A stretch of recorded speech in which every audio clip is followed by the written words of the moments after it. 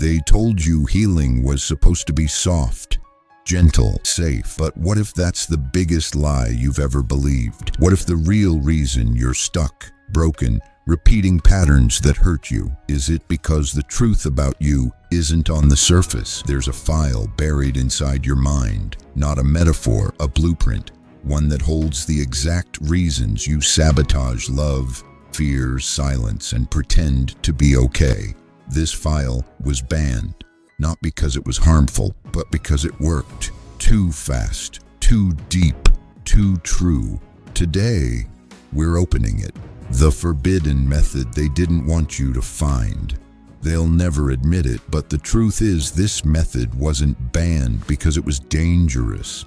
It was buried because it worked. It didn't guide people. It dismantled them. One honest encounter with this process unearthed more truth than a decade of therapy ever could. That's why they erased it, why they made sure no one would ever speak of it again. Let's get something straight before we go any further. This technique was never built for comfort. It wasn't designed to make you feel whole. It wasn't created to help you cope. It was designed to expose, to show you everything, especially the things you've spent your entire life running from. Because inside every person there are two worlds.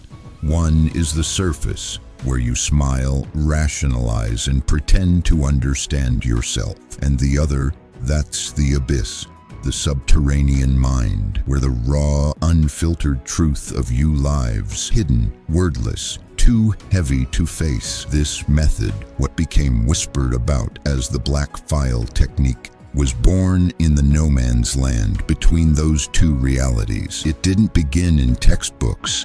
It didn't get taught in classrooms. It began in the early 80s in shadowed corners of underground trauma research, through confidential notes, case files marked "never release," and whispered conversations between professionals who knew what they had found was real and too raw to share. Back then, they were calling it deep access retrieval, a new wave of experiments aimed at breaching the mind's buried layers, pulling repressed memories and fractured beliefs straight from the source. And one file, just one, changed everything. It was tagged Classified Behavioral Interruption Protocol. Buried deep inside was a handwritten line that read, "Subject recalled a memory unspoken in 15 years of therapy. Outcome, emotional collapse. Identity structure destabilized. Reconfiguration followed. Technique permanently suspended." That was the seed.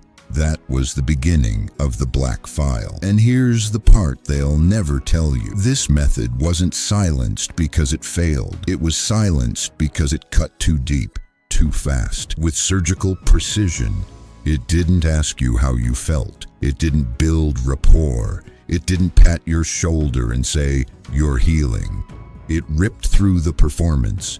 It went straight to the internal vault, the drawer in your mind that holds the real story, not the one you tell others, the one even you forgot you wrote. When therapists first saw the effects, many refused to continue. Some claimed it lacked emotional framing. Others said it destabilized the client's identity. But privately, they confessed the real fear. Once someone sees what's in the black file, they can't unsee it. They can't go back to pretending, and that terrified them. So, what's in the file? Let's be clear, it's not a literal folder.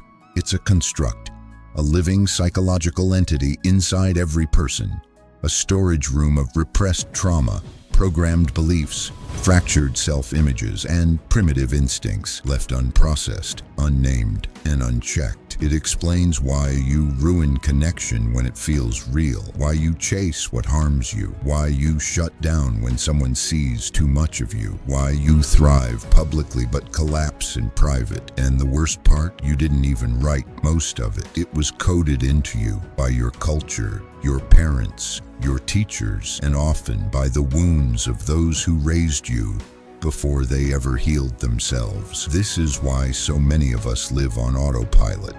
Not because we're broken, but because we're running a program we never consented to. You're not lost.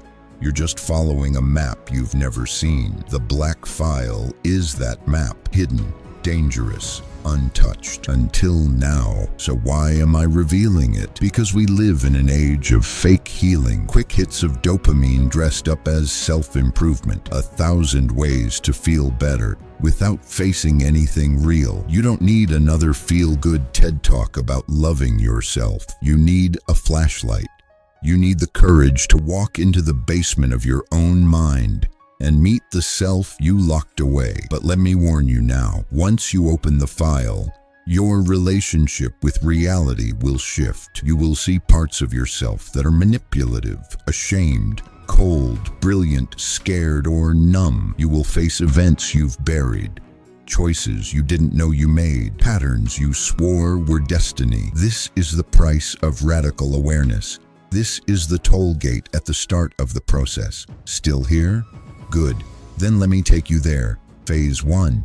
Set the stage. This step sounds simple. It's not. Find a space, not soft, not cozy, a locked room, no screens, no distractions, no ambient music. Sit upright, not on a bed, not on the floor, in a chair, feet grounded, notebook and pen in hand. No laptops, no phones. Handwriting is slower. That's the point. It forces your brain to stop rushing. Set a timer, 45 minutes. You don't move until it rings. This isn't journaling. This isn't mindfulness. This is exposure. Phase 2, crack the surface. Write this at the top of your page. What are 10 moments I never speak about, but can't stop remembering? One line per moment. No full stories, no excuses. Some will seem petty, others will sting. A few might make your hands tremble. That's how you know you're getting close. The file lives here, but your conscious mind will try to protect it. Phase 3, follow the fracture. Look at the list. Now feel. Which one made your throat tighten? Which one did you almost skip, saying not that one? Which one made you feel nothing? That's the one. The mind never hides what's meaningless. It hides what's unbearable. Circle it. Phase 4, uncover the memory. Now write it out. Not the story, not the drama. Write the sensory reality. Where were you? What did the room smell like? Who was there? What words were said? How did your body feel? Frozen, numb, hot. Now answer 3 direct questions.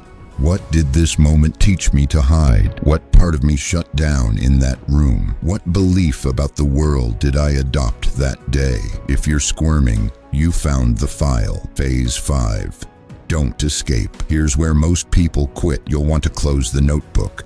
You'll want to check your phone. Your brain will scream, do anything but sit with this. Ignore it. Close your eyes. 10 minutes. No writing, no movement. Just feel. Let the raw truth echo through you. You're not fixing the memory, you're facing it. And that is how you rewire. Phase 6. Decode the pattern. Now write this title. How this moment still controls me. List 5 bullet points. How does this event still affect your relationships, your tone in conflict, your fear of love or success, your inability to receive compliments? Every bullet is active code from a past you never consented to. Now it's no longer subconscious. You've seen it, and that changes everything.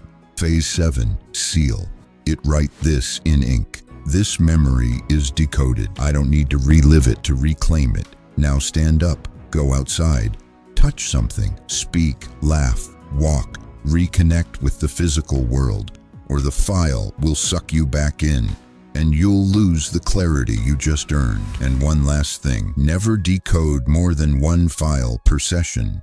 There's a reason your brain uses denial. Overload your access and you won't integrate. You'll disintegrate. This isn't therapy, it's psychic excavation, and it's not for everyone. So why was it suppressed? Not because it didn't work, because it worked too well. This method didn't need 12 sessions. It didn't need worksheets.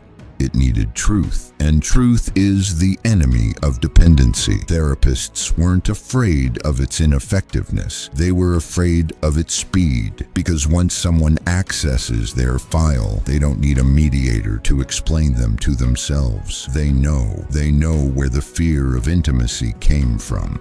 They know when the "I'm not enough" belief was written. They know what happened, who did it, and why they carried it alone. You think that's good for business? This method collapses the entire system, because now you don't need the system, the warning. If you've hidden something for 20 years, there's a reason. It became the architecture of your life. Every relationship, every fear, every self-doubt. Remove that pillar and your whole identity might shake. But that's not weakness.